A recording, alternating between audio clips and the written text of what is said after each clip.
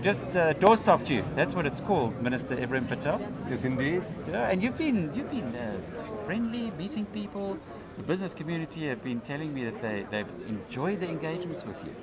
Is there a toenadering, perhaps? Are we going to get together now and work together as in this public-private partnership that I know you've been wanting for a long time? Yeah, over the last 5 years, I think we've been talking to business. But some of those discussions are difficult ones, and we need to have the difficult discussions as South Africans. I see, though, a mood among businesses and certainly from government side that we've got to move beyond discussion and debate into implementation.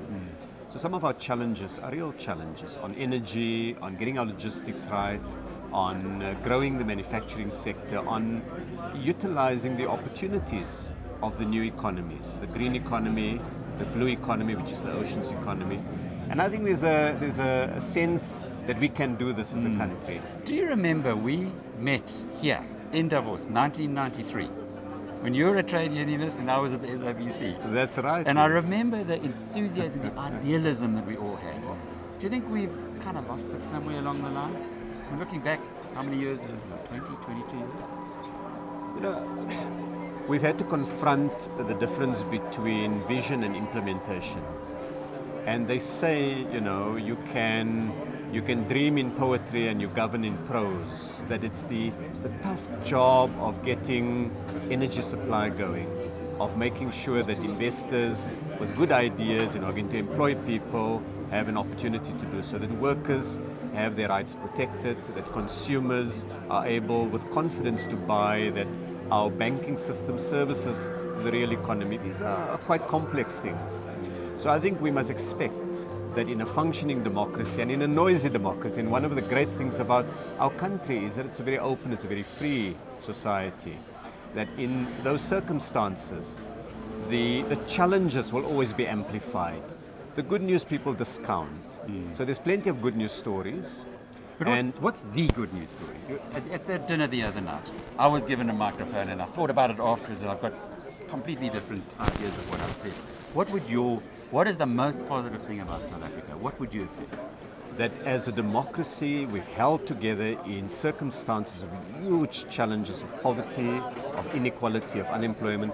Remember, Alex, we inherited 350 years of history. The weight of that history sits on this young democracy, on its fragile shoulders, sit the responsibility, the challenge to change the trajectory of a country.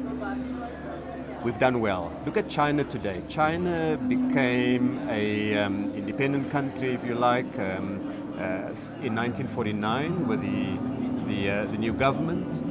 And 20 years after 1949 is 1969. They were in the middle of the Cultural Revolution. They had not yet found their growth model. China was held up as a basket case. We're in a much better position after 20 years of our democracy. So we need to take the long view of history, recognize there's a lot more we need to do as a country. But I think for a 20-year-old that's about to become 21, we've done well, but the challenges are big. Well, let's get that growth model, let's get the economy going, and maybe next time we come here we can wave the flags with a bit more pride. Absolutely, and I'm already waving the flag with my scarf, which I'm not wearing today, but the South African delegation here with their scarves have been notable. And someone came up to me and said, you know what, your national delegation is the most brand effective. Now we need to move beyond that into good implementation. It was great seeing you again, and thank you for your time. Good luck in the remaining time in Davos. I'm off this afternoon.